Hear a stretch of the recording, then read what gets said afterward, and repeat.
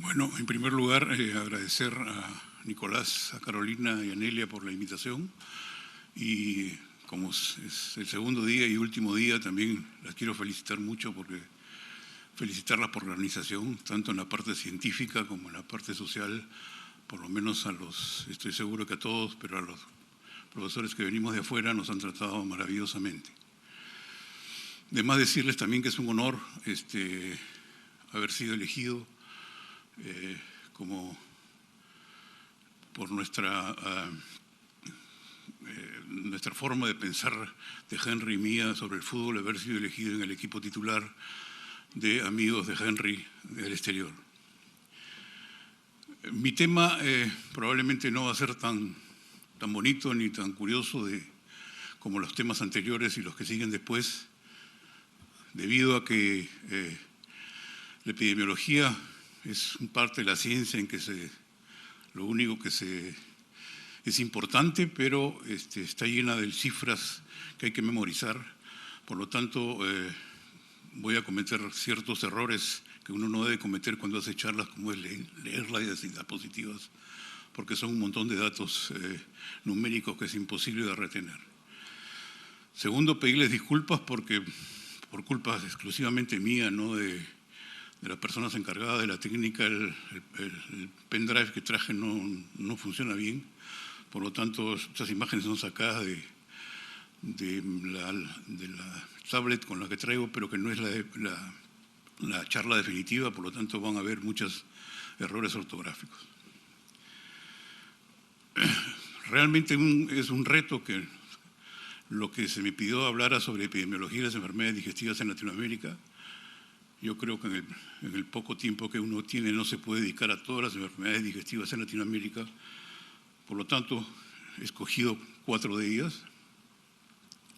No están escogidas al azar, cada una tiene su razón, que les iré explicando el por qué las he escogido. Y también es importante darle una visión crítica de qué pasa en nuestra América, en Latinoamérica, sobre datos, como se darán cuenta, que son totalmente incompletos y totalmente específicos para cada país, pero no como región. Empezamos con la enfermedad inflamatoria intestinal. Una revisión sistemática publicada en el 2012 que consta de 167 estudios de Europa, 52 en Asia y 27 en América del Norte, concluyeron de que el 75% de los estudios de la enfermedad de Crohn y el 60% de los estudios de colitis ulcerativa mostraron un aumento en la incidencia que fue estadísticamente significativa. Básicamente esto fue la razón por la cual me pareció muy importante presentarles la epidemiología poca, escasa, que se tiene en Latinoamérica de esta enfermedad, porque está en constante alza. La incidencia, por ejemplo, de la enfermedad de Crohn en Sudamérica alcanzó un promedio de más o menos 1 a 3 por 100.000 habitantes. Y, como vamos a ver desde esta diapositiva, todos los datos son por países, pero no por región. En Brasil, por ejemplo, en las áreas urbanas subió a 3 a 4 por 100.000. Y podemos concluir que si bien hay pocos datos epidemiológicos de los países en desarrollo, la incidencia y la prevalencia de enfermedad inflamatoria intestinal está aumentando con el tiempo y en las diferentes regiones del mundo, llegando, creo yo, ya a ser una enfermedad a nivel mundial. La prevalencia parece ser más elevada en áreas urbanas que áreas rurales y también más alta en las clases socioeconómicas más altas. Sí, podemos decir de que la mayoría de estudios muestran que cuando la incidencia comienza a aumentar, al principio generalmente se da entre las clases sociales más altas, pero después se va nivelando. En cuanto a las causas, tenemos que el secretario general de la PANCO, que fue el doctor Yamamoto, mencionó que somos conscientes de que los fumadores tienen el doble de riesgo de contraer la enfermedad de Crohn y el riesgo persiste incluso después de dejar de fumar.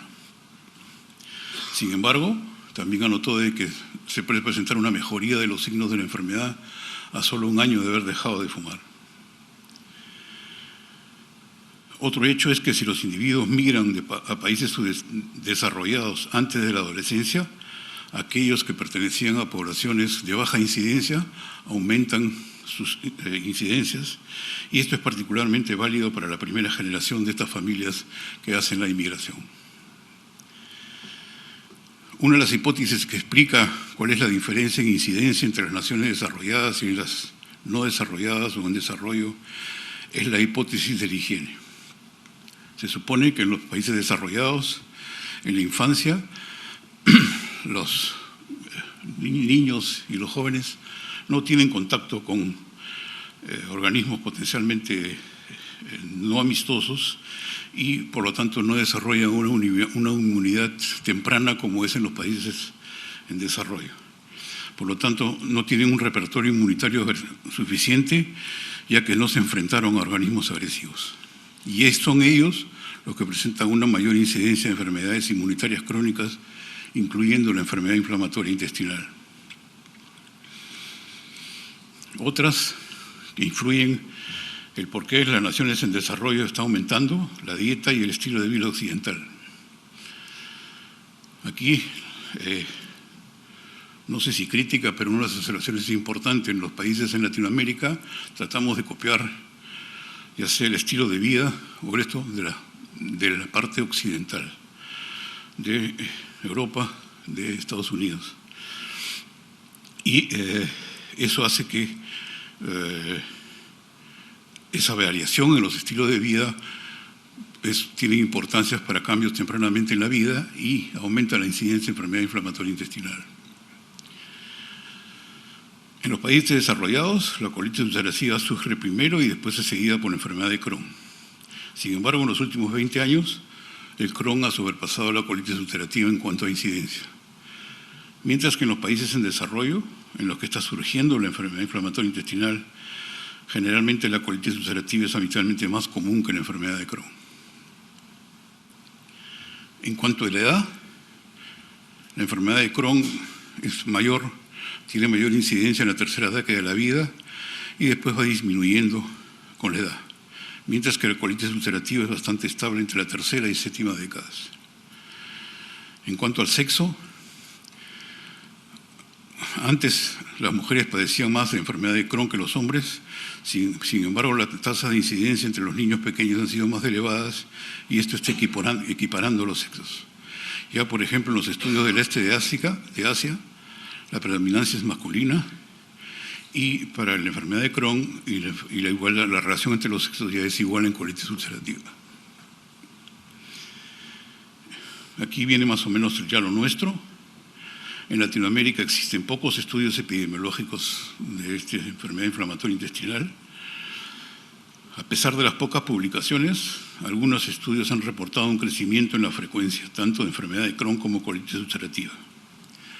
Y como vamos a ver en las diferentes diapositivas, todas las descripciones son por países, algunos más, algunos menos, pero no hay una visión regional, digamos, de lo que está pasando con la enfermedad inflamatoria intestinal en Latinoamérica. Por ejemplo, en una región de Brasil, hay un número aumentado de casos de 1.53 por 100.000 a 12.8 por 100.000 en 25 años. En este estudio hubo un predominio de pacientes con colitis ulcerativas o enfermedad de Crohn. En Chile, por ejemplo, hay 2 estudios descritos, mismas singularidades, están hechos en centros hospitalarios privados, no se cuenta con datos nacionales que permitan conocer la incidencia y prevalencia de la enfermedad inflamatoria intestinal en este país. Y lo mismo sucede en la gran mayoría de países latinoamericanos donde las publicaciones constituyen reportes de centros aislados o zonas geográficas específicas. Quizás países como Brasil o como Uruguay o como Argentina son la excepción a esta regla, pero en los países en desarrollo que está aumentando la incidencia de enfermedad inflamatoria intestinal, contamos con estos problemas. En Colombia, por ejemplo, en un lapso de 8 años, se documentaron 202 pacientes con diagnóstico de enfermedad inflamatoria intestinal, siempre a predominio de colitis ulcerativa. En el Perú, si bien es una enfermedad relativamente poco frecuente, aunque todo indica que en su realidad es creciente. Por ejemplo, tenemos unos reportes de más o menos hace 20 años en que un autor en el Perú encontró 74 casos de colitis ulcerativa en un hospital del Seguro Social, que es de los más grandes en el Perú, en 52 años. Yo creo que en otros países tienen 74 casos de colitis ulcerativa diarios. Aquí en el Perú había en 52 años 74 casos.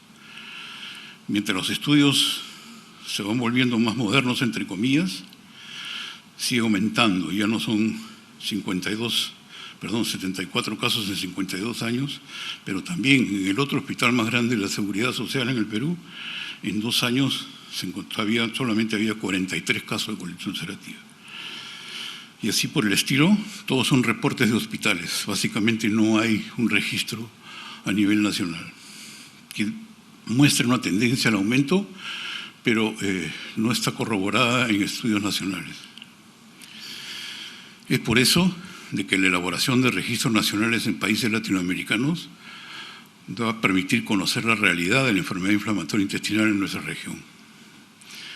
En este momento, en estos años, esta labor es trascendente, considerando que en muchos de nuestros países hay un periodo de cambio que se vive en cuanto a industrialización y estilo de vida. Y esto conforma un escenario ideal para que esta enfermedad comience a aumentar su incidencia. Es en este momento donde debemos ser conscientes en Latinoamérica para hacer estudios y poder conocer la epidemiología local, tanto de cada país, pero como país, y de Latinoamérica, lo cual va a generar guías de diagnóstico temprano y tratamientos oportunos en nuestros pacientes. Por este déficit de estudios latinoamericanos, todo lo que son guías de diagnóstico y tratamientos oportunos son copiados de guías tanto europeas como de América del Norte, lo cual no debería ser así, porque de repente probablemente hay diferentes características de esta enfermedad en nuestros países que en ellos. Entonces, la principal razón por la cual escogí la enfermedad inflamatoria intestinal, porque yo creo que es el momento, es la enfermedad que en este momento podemos intervenir para hacer estudios nacionales, internacionales, estudios de conjunto, para que sepamos qué está pasando con la enfermedad inflamatoria intestinal en Latinoamérica. En este momento podemos actuar, estamos a tiempo. La segunda enfermedad que me gustaría tocar es la hepatitis viral. Por ejemplo, en cuestión de hepatitis A, ya sabemos todos que la transmisión es fecal oral y que la mala higiene y mala condición sanitaria son los que plantean los mayores riesgos. Se estima que en el mundo hay 1.5 millones de casos de hepatitis A anualmente aguda a nivel mundial.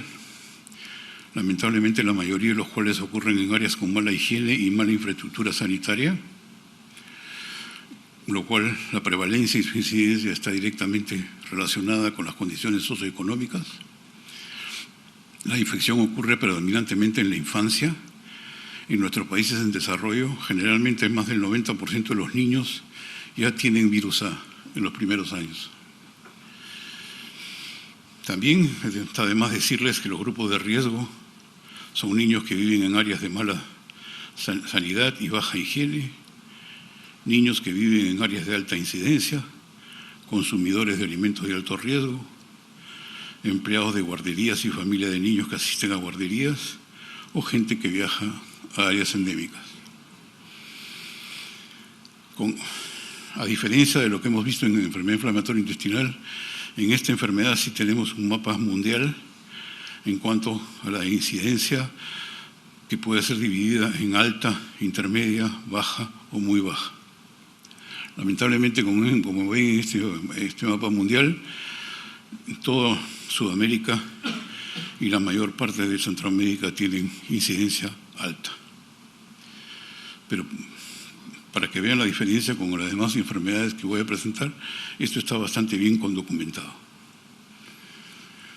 En cuanto a hepatitis B, se dice de que hay más de 2.000 millones de personas que viven actualmente con evidencia serológica del virus B. De ellos, 250 millones tienen infección crónica y de ellos el 40% van a tener complicaciones tales como cirrosis o hepatocarcinoma. Y todos los años hay más de 4 millones de casos clínicos agudos de hepatitis B. Se estima también que cada año fallecen más o menos 1 millón de personas por infección crónica del virus B y sus complicaciones, cirrosis, hepatocarcinoma. En las áreas de alta endemicidad, más o menos el 70% de la población contrae el virus B antes de los 40 años. Y entre el 8 y 20% de ellos hace infección crónica. Obviamente la prevalencia varía en forma importante entre las diferentes regiones del mundo, pero más o menos el 45% de la población mundial vive en áreas de alta endemicidad. Esto ya lo dijimos. Y miren, también junto con la hepatitis A, el mapa de la hepatitis B también está bastante bien estudiado. Otra vez, lamentablemente, en nuestra Latinoamérica, toda la parte de América Latina, digamos tropical, la parte de Perú, de Bolivia, de Brasil, tiene alta incidencia. Otras partes de Brasil, de prevalencia intermedia, y los países del sur, más al sur de Sudamérica, tienen incidencia baja. Lamentablemente el riesgo de contraer hepatitis B es el mismo que el mapa anterior, alto en Latinoamérica amazónica, digamos. Y es un hecho importante también que cuando la transmisión ocurre verticalmente de madre a hijo o horizontalmente a niños pequeños, es más frecuente el paso a cronicidad que cuando la transmisión ocurre en la adolescencia o en la edad adulta. Por supuesto que la prevención incluye la educación. Sin embargo, además de la educación, significa un cambio en todo lo que son comportamientos riesgosos y todo lo que es buena sanidad. Desde 1982 se dispone de una vacuna bastante segura y eficaz para el virus B y cuya eficacia ha venido evitando nuevas infecciones más o menos en el 95% de los casos. También está estudiado en cuanto a genotipos. Por ejemplo, en Venezuela, la población general, el genotipo F, es el más frecuente, al igual que en Colombia y Perú. La prevalencia en poblaciones urbanas es de aproximadamente 80%, y los patrones migratorios, esta distribución está cambiando. Por lo tanto, hay que tenerlos en cuenta para futuros estudios. También en mi país, en el Perú, que lamentablemente nos caracterizamos por no tener estudios completos de epidemiología, ni de incidencias, ni de prevalencias, sí está bien estudiado. Y como vemos, tenemos partes del Perú de alta endemicidad, de media y de baja, siendo la de más alta los países de la parte selvática. También el mismo mapa, porque la distribución geográfica de la hepatitis crónica es la misma en cuanto a incidencia que la que hemos visto para hepatitis aguda B. Entonces, como hemos visto, tanto hepatitis A o hepatitis B están muy bien estudiadas en el mundo. Todos estos mapas, todos estos datos son extraídos de la Organización Mundial de Gastroenterología, en que les han llegado y han encontrado estos datos. Por lo tanto, hay una diferencia entre esta enfermedad y las otras que vamos a ver en cuanto a que sí se trabaja en forma conjunta. La hepatitis C, ya sabemos que es una enfermedad contagiosa causada por el virus de la hepatitis C. El genotipo 1 es el de mayor prevalencia, casi la mitad de casos. El genotipo 3 es de la segunda incidencia, 30.1. Los 2, 4 y 6 son responsables de un total de no llega al 30%, y el genotipo 5 constituye menos del 1% restante. Todo esto hace ver que también en hepatitis B los estudios son bastante completos. Existen evidentemente diferencias entre el norte, occidente, el oriente, sur. Aquí tenemos, por ejemplo, la incidencia en lo que es la primera donde dice AMR, es de América, la población de 980 millones y la incidencia estimada está en 6.4, mientras que en otros países aumenta conforme se pasa a Europa o se pasa a América del Norte. Igual tenemos acá una comparación de la incidencia en cuanto al nivel socioeconómico y también se demuestra que en los países en que hay más alto nivel socioeconómico es un poco más, la incidencia es mayor. Tenemos también datos sobre América Latina, que está dividida, como ven en este cuadro, en 4. La América Latina andina, que tiene una población de más o menos 57 millones, con una prevalencia de 0.9% y una población infectada de medio millón. La América Latina Central, 246 millones de población, 1% de prevalencia, que son 2.6 millones de personas. La América Latina del Sur, 62 millones de personas, 1.2 de prevalencia y 0.8 millones de personas infectadas. Y la América Latina tropical, que son 207 millones de habitantes, con una prevalencia de 1.2 y más o menos 2.5 millones de habitantes infectados. O sea, también está bastante bien estudiado en cuanto a las regiones de América Latina. Como vemos en esta enfermedad sí podemos hablar de que sí tenemos datos sobre la prevalencia o sobre la epidemiología de la hepatitis C a nivel de nuestra América. Bueno, es importante saber también que la diferencia entre los factores de riesgo entre los países de alto ingreso económico o desarrollados y en desarrollo son diferentes. Por ejemplo, tenemos aquí que en los pacientes que tienen limitaciones de recursos, los factores de riesgo son inyecciones terapéuticas riesgosas, agujas no descartables, agujas no bien esterilizadas, transfusiones de sangre sin análisis y detección de agentes infecciosos, mal control de infecciones en procedimientos como los odontológicos, quirúrgicos o obstétricos, con equipos o instrumentos no esterilizados. Se da en nuestros países, lamentablemente parece increíble, pero se da. Y la mala implementación de las guías para el control de infecciones en dependencias sanitarias. Lo mismo sucede con las barberías, no se toman las previsiones necesarias en los principios de esterilización y también son una fuente de contacto. Mientras que en los países ricos en recursos, la hepatitis se da por abuso de drogas intravenosas o infección con el VIH, transmisión sexual, tatuajes, alcohol y metabólico. Como vemos, totalmente diferentes. Y otra vez, la epidemiología no se conoce la prevalencia e incidencia exactas en la comunidad, ya que la mayoría de los estudios se realizan a nivel hospitalario, mientras que en los países ricos en recursos esta prevalencia está mejor documentada. Entonces les he querido presentar las dos primeras enfermedades, la enfermedad inflamatoria intestinal, en la cual no tenemos datos a nivel de Latinoamérica, o casi ninguno, pero que podemos actuar. En cuanto a las hepatitis, sí está bien estudiado. Yo creo que los estudios que se hacen de hepatitis en todo el mundo deberían ser copiados o por lo menos seguidos en tanto en todas las otras enfermedades digestivas en el mundo de Latinoamérica.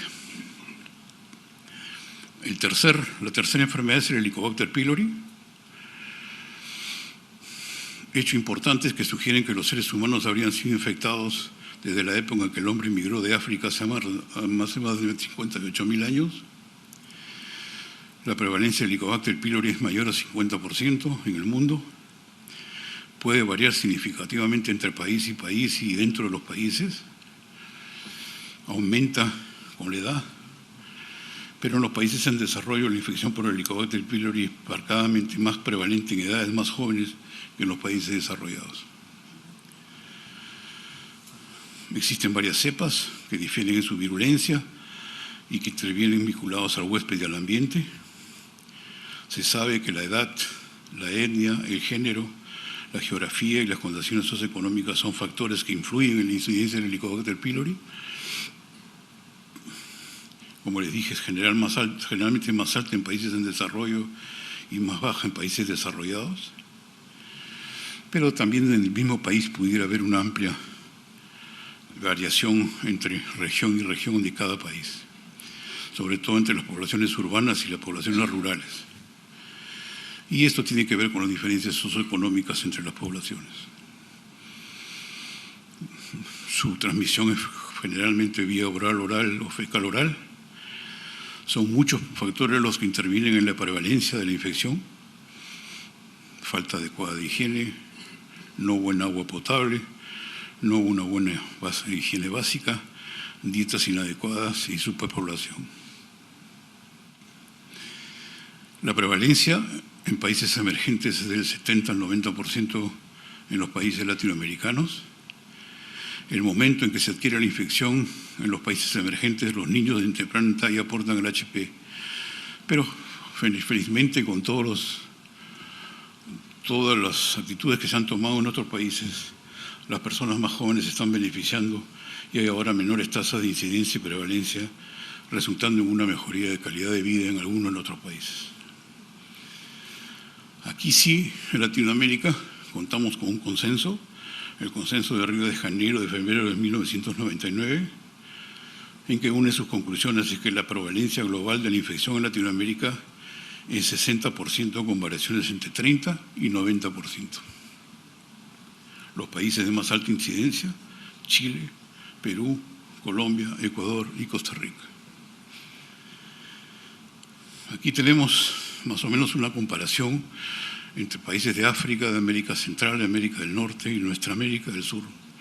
En cuanto, por ejemplo, en África tenemos que el 48% de los infectados con Helicobacter pylori se inician entre los 2 y 40 años.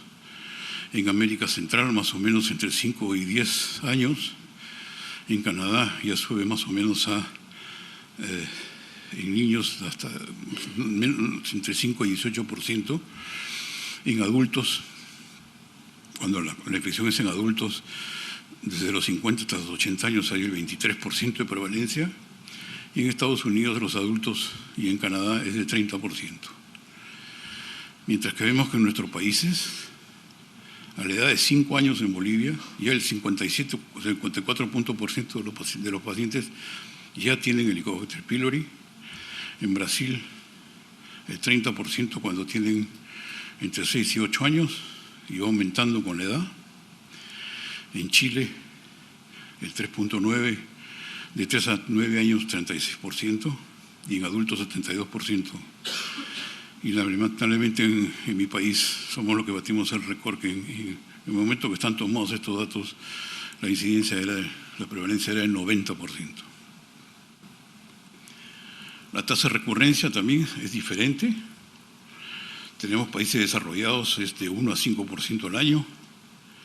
En nuestros países emergentes varía entre el 2.9 en Argentina, 4.2 en Chile, 7.6 en Brasil, en México 22% y otra vez el Perú es el que más tasa de recurrencia tiene, que es 30.3%. Esto es un poco para demostrarles cuáles los Helicobacter pylori positivos son los rojos, los azules, y los que son más positivos son en las áreas rurales y más pobres de Lima. Ahora, en cuanto al tratamiento, hay muchas discusiones, no quiero entrar en el tema, pero hay algunos que piensan de que cuando los recursos lo permitan, el enfoque a corto plazo debe ser una estrategia de diagnosticar y tratar la infección por Helicobacter pylori. Si uno lo busca, lo encuentra, debe tratarlo. Hay otras personas, otros profesores, que dicen que la elección del tratamiento erradicador debería variar de región en región y de paciente en paciente, dependiendo de la disponibilidad de los medicamentos, de los costos, las tasas locales de resistencia y sobre todo la voluntad del paciente de cumplir con lo indicado.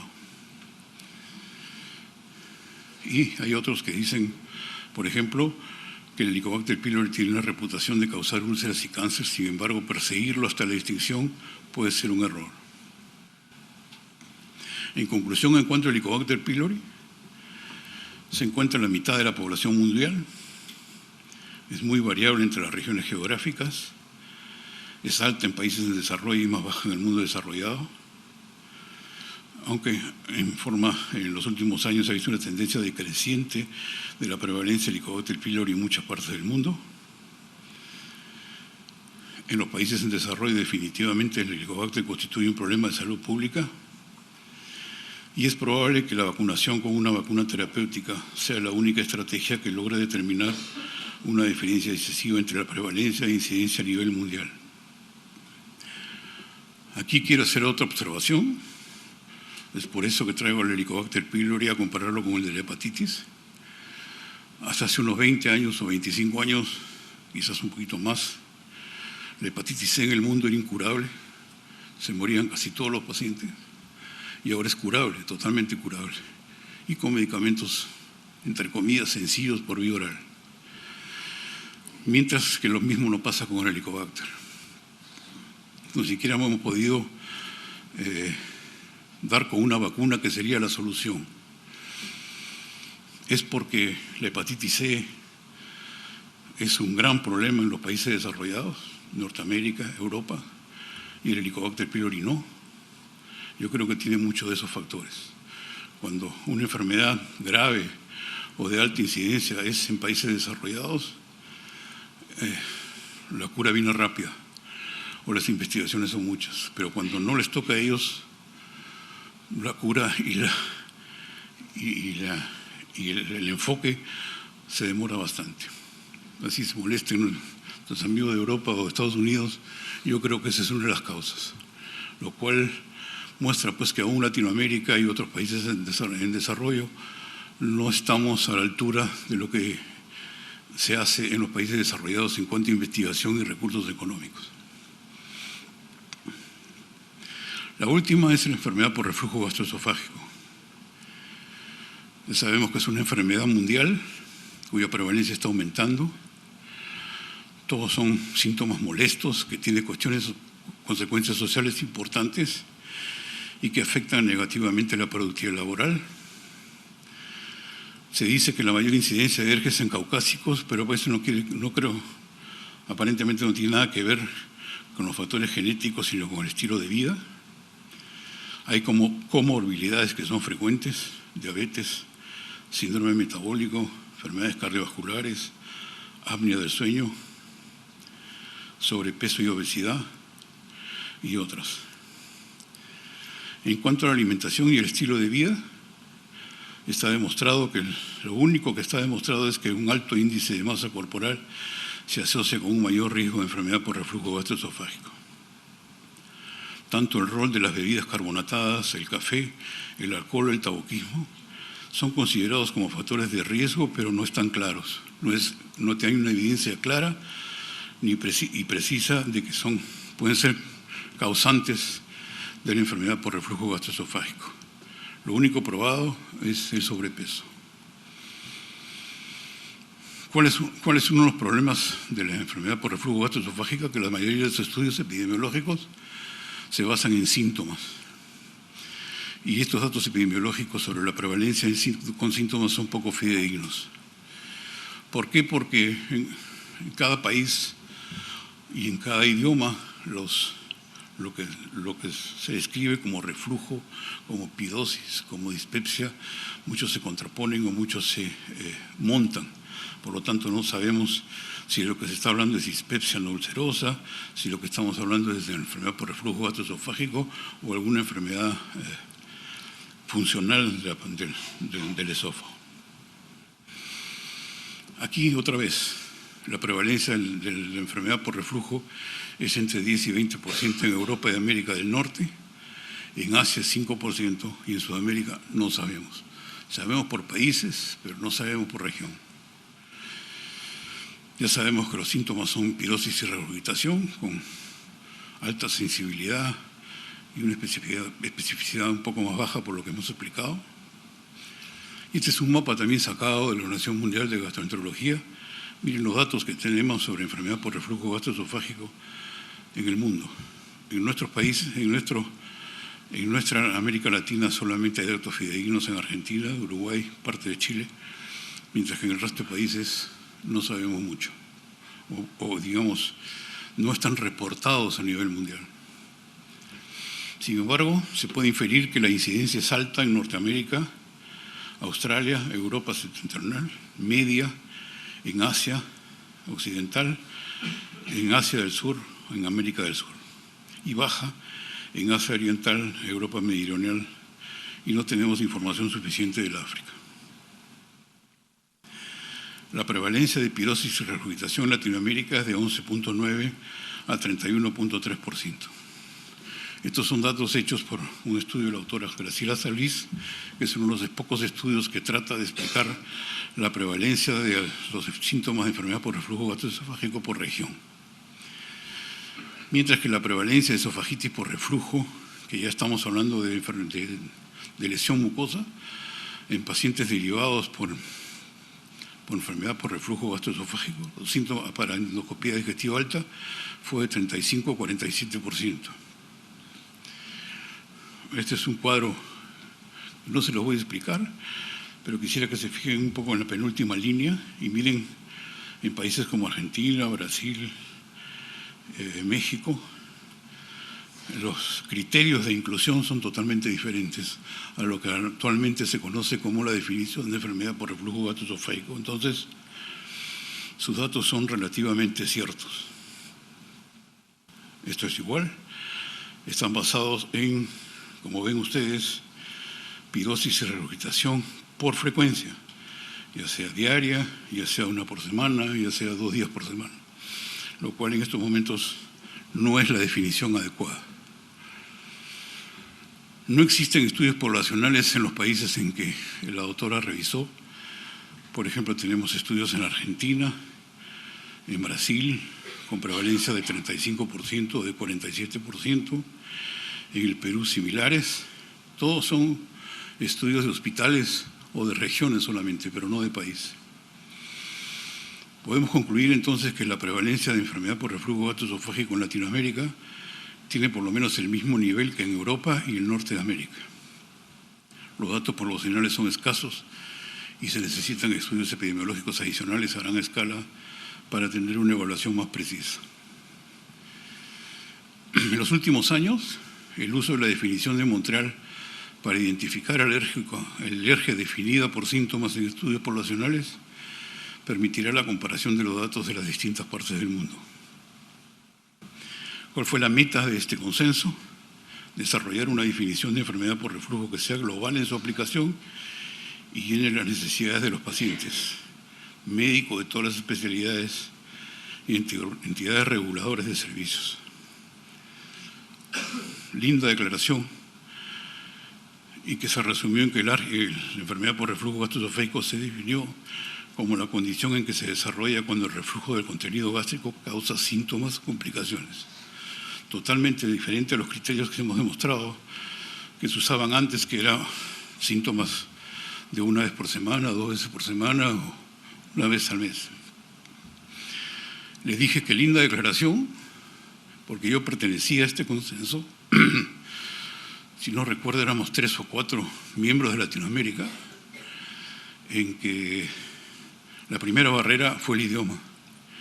Habían palabras en inglés que no se podían traducir perfectamente en castellano y viceversa. Lamentablemente, y también a mí me gusta decir las cosas como son, los latinoamericanos fuimos ninguneados, no se nos hacía caso, no se nos daba la palabra. Por lo tanto, eso de consenso mundial es un decir. Y miren, este consenso fue en el 2006. Sin embargo, en Latinoamérica había hecho un consenso de enfermedad por reflujo gastroesofágico el 2004. ¿Y qué cosa se concluyó? Que era una condición recurrente relacionada con el flujo retrógrado del contenido gástrico hacia el esófago y órganos adyacentes. Los pacientes refieren un espectro sintomático variado que puede deteriorar su calidad de vida y puede presentarse con o sin daño tisular. No se habla de frecuencia, es más o menos lo mismo que dice el Consenso de Montreal, hecho 2 años antes. Sin embargo, publicado también en una revista de prestigio. Sin embargo, si ustedes revisan enfermedad por reflujo gastroesofágico, no hay una sola mención a este consenso. Obviamente, otra vez la diferencia entre lo que se publica en Europa, lo que se publica en América del Norte y lo que hacemos nosotros. Y esto lo demuestra. 2 años antes ya se llegó a las mismas conclusiones de Montreal. Sin embargo, no pasó nada. Esta es una foto del consenso en que, como vemos, hay amigos que están presentes, amigos de toda Latinoamérica.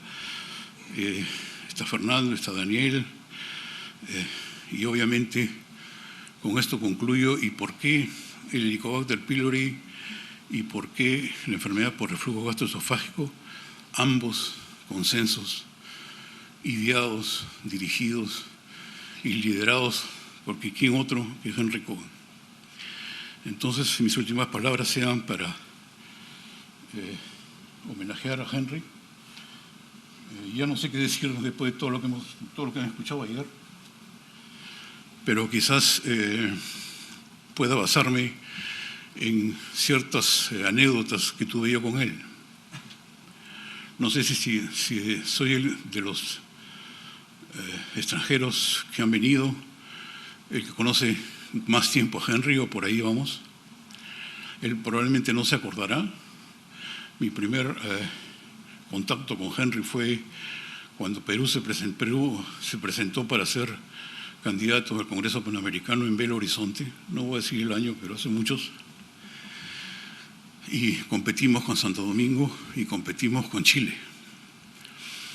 Y en la votación solamente sacamos un voto, el nuestro, lo cual hizo pues de que la depresión nos llenara, y sin conocerlo a Henry, solamente de vista y saber quién era, pero no de haber hablado ni cruzado ninguna palabra más que un saludo, se me acercó y me dijo: no te preocupes, no se preocupen, Perú va a levantar con esto, no se desanimen. Me ha gustado la forma en que han presentado, la forma en que han reaccionado. Es importante decirlo también que, igual que Henry, él y yo somos muy directos para decir las cosas. En esa votación se paró el delegado americano y comenzó a hacerle preguntas a los 3 presidentes de las sociedades.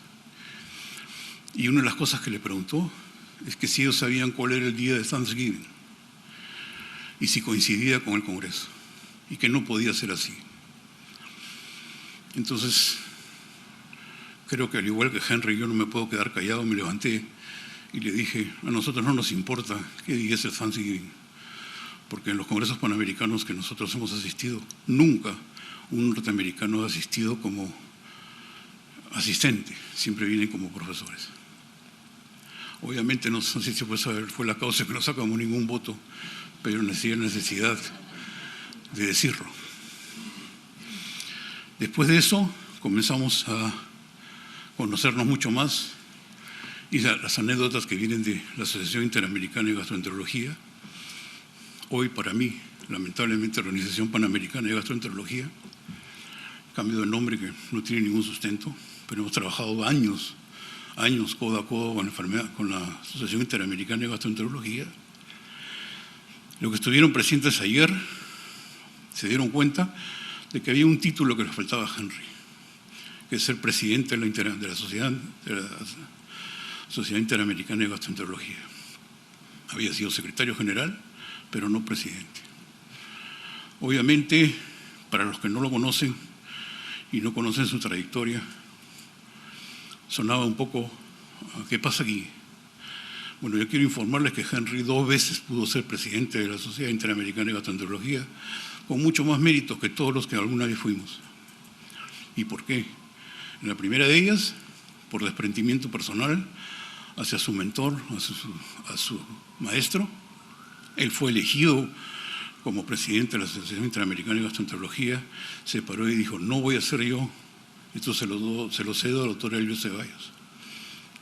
y después nuevamente cuando le tocaba ser elegido, cambió su perspectiva personal por el futuro de la Asociación Interamericana de Gastroenterología. Se tenía que hacer un cambio en los estatutos, por razones que son un poco largas, pero él prefirió hacer los cambios en los estatutos y modernizar la Asociación Interamericana de Gastroenterología a ser el presidente de la Asociación Interamericana de Gastroenterología. Todo esto, por supuesto, antes de que creo que él empezara o soñara ser presidente de la Organización Mundial de Gastroenterología. Por lo tanto, como país, Perú le debe mucho, porque desde que organizamos el Congreso Panamericano en Lima, la gastroenterología peruana fue vista de otra manera, nos pusimos los pantalones largos. La Asociación Interamericana de Gastroenterología le debe muchas cosas. Hemos trabajado juntos durante años, cambio de estatutos, modernización de la Asociación Interamericana de Gastroenterología. Me acuerdo que a cambio de conseguir una donación económica bastante fuerte de los organizadores de Canadá para un programa de becas para gastroenterólogos jóvenes, se hizo un cambio, obviamente pensado por él básicamente y también por mí, y conseguimos fondos importantes que sirvieron para dentro por lo menos 10, 15, 20 años de que gastroenterólogos jóvenes se fueran a formar en centros más especializados de Latinoamérica en cuanto a la gastroenterología. Se hizo, obviamente, quería llevar a ese punto, se hizo los cursos para gastroenterólogos jóvenes, que nuestro presidente de mesa, por ejemplo, estuvo en uno de ellos en Lima, y que la verdad es que la mayor parte de ellos han llegado a ser figuras descollantes de la gastroenterología en Latinoamérica. Todo esto no puedo dejar de reconocer que, si bien fue liderado por Henley, fue con gran ayuda de Eamon Quigley. Si no hubiese sido por él, su participación, creo que Eamon es latinoamericano de corazón y nos ayudó muchísimo. Por eso me parece muy importante el premio que se le dio como miembro honorario de la Academia Peruana Uruguaya de Medicina. Y por último, sus cualidades personales. Después de todo lo que se habló ayer, ya no me quedaron adjetivos. Se ha dicho todo, todo lo comparto, pero yo creo que no voy a decir lo que es, sino 3 cosas de las que no es. Henry nunca será pusilánime. Tiene una pasión, tiene una entrega increíble por lo que hace. Henry nunca será hipócrita. Nosotros que somos amigos de tantos años, que hemos coincidido en tantas cosas, también hemos discutido y a él no le queda nunca una duda de que si él piensa que lo que está haciendo no está adecuado, se lo dice en la cara, no se lo esconde. No es lo que se llama la diplomacia en extremo, que muchos de nosotros practican para evitarnos problemas. Y sobre todo, hay una palabra que él odia y una actitud que él odia, que compartimos, que es la neutralidad. No puede haber personas neutrales. Henry me enseñó en eso con su liderazgo.